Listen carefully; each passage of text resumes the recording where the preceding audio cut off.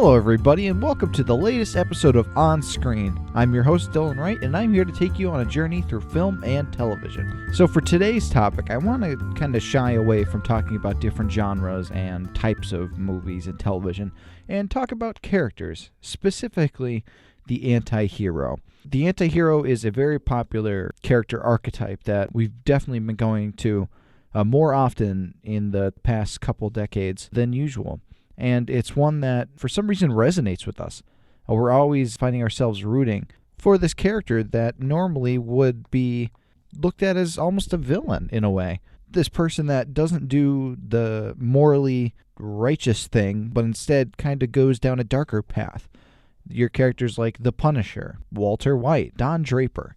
The characters that, if you look at them from a good versus bad perspective, a lot of times they kind of shirk towards the bad side. And yet, they're our protagonist. They're our main character that we're following throughout the movie or the TV series. And this type of character has become more and more prevalent as the years have gone on. If you look at the most popular shows on television, you'll usually see a character who kind of takes a dirty path towards a good thing or does a bad thing for the right reason. If you look at like Daredevil, you'll see vigilante justice, this guy that beats the crap out of people because he feels that it's one of the only ways to rightfully protect the city. He's doing what he thinks the law enforcement cannot do and will not do for the good of the people. When you're talking about anti-heroes, for the greater good is usually a phrase that's used quite often. Like Walt is from Breaking Bad. He's doing this drug manufacturing for the good of his family, or so he says. You know, he's doing it to make money so that his family could continue on without him when he dies from lung cancer. The Punisher, he's killing criminals so that the streets are safe and to kind of take revenge for his family being killed as well.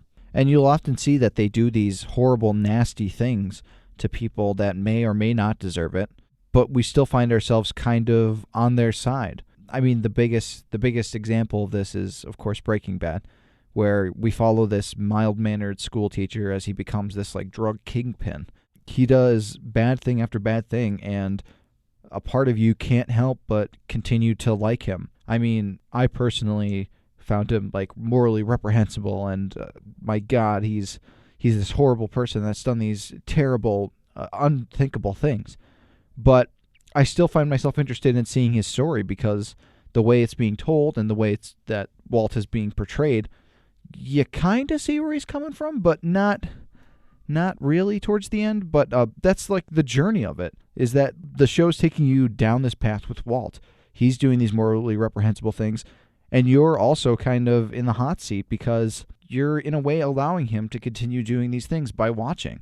You're giving him the agency to continue to kill people or screw over other people by tuning in every week. It's really interesting to think about how the anti-hero is just such a huge presence in our lives nowadays. Like, nobody's really interested in seeing this goody-goody two-shoes who's stalwart and true and perfect in every way and has that award-winning crest white smile, because it's boring. It's perfect. It's too nice. It's not close to real life. This character does everything right, and you just kind of find yourself bored with it. The thing about the anti-hero is that they don't do everything right. They make mistakes. They're human. And it makes us come back to watch them because they're a lot more human than, I mean, if you look at Batman, more people like Batman than Superman because Superman is this Boy Scout, whereas Batman is this dark and brooding bruiser who's also a detective, but for our instances, we'll just go, he brutalizes his criminals, whereas Superman just kind of pats them on the head and says, don't do it again, and sends them to jail, whereas Batman leaves broken bones and different things like that. We're more interested to see this morally complex character than this perfect, statue of a man, because it's boring. Like, why do we want to keep seeing something that's cannot do any wrong?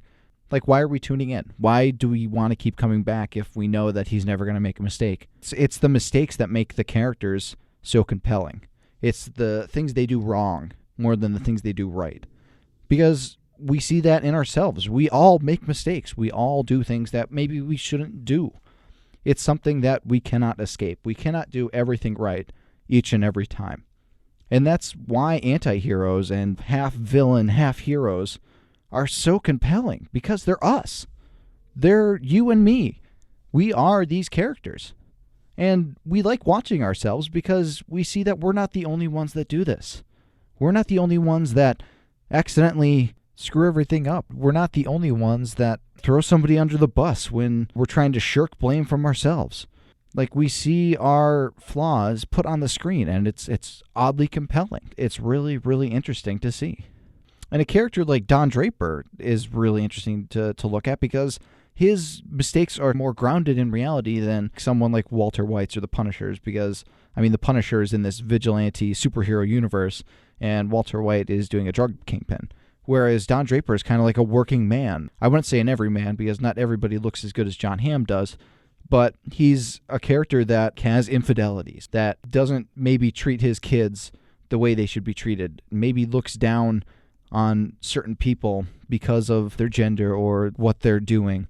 As much as we hate to admit it, we can sometimes be like that. We can sometimes be Don Draper in how rude we are, or how much we don't care about other people, and how much we want to hide our real selves, like who we actually are, put on a facade. And it's compelling because, like I said, it's us. It's who we are, and it kind of gives us something to look to change, because when we see it in other people, we can be like, wow, that's horrible. I really need to take a step back and reevaluate what I'm doing. This is terrible. I can't keep continuing to do things like this. I can't do that to people. And in a way, anti-heroes kind of help us see that in ourselves and try and look for change that we could better ourselves. And in a way, they kind of act as models of how to change and how to become a better person, and how to be a good person, because you basically just do the opposite of what they do. But it still makes for really interesting to watch television or movies, because they're going to make mistakes. They're not going to continue to do everything that's by the book and perfect. And it's fun to watch, but at the same time, it's very real. It's very visceral. It's very human. Humanity is the most important thing that you could have in a work of fiction. You need the characters to kind of tell the story. So now it's time for my Netflix pick of the week. And this week, I want to recommend a documentary. And before you go and say documentaries are really boring, this one is actually pretty compelling. And it's a local documentary. It's a local case. So that makes it that much more exciting. And that is Kids for Cash. It's about the judge who put kids in juvenile detention centers and kind of received kickbacks for it. And the director, Robert May, came to Marywood actually to speak about it. And it was really interesting to hear that. But the documentary, it doesn't just show the kid's side of the matter like you think it would. It also talks about the judge's side. We hear what he has to say, and we hear what the other judge has to say in the case. And it's really compelling and an emotional movie. It really makes you feel bad for all sides in a way. It's definitely a great documentary to watch, even if you aren't a fan of documentaries. So that is my Netflix movie pick of the week.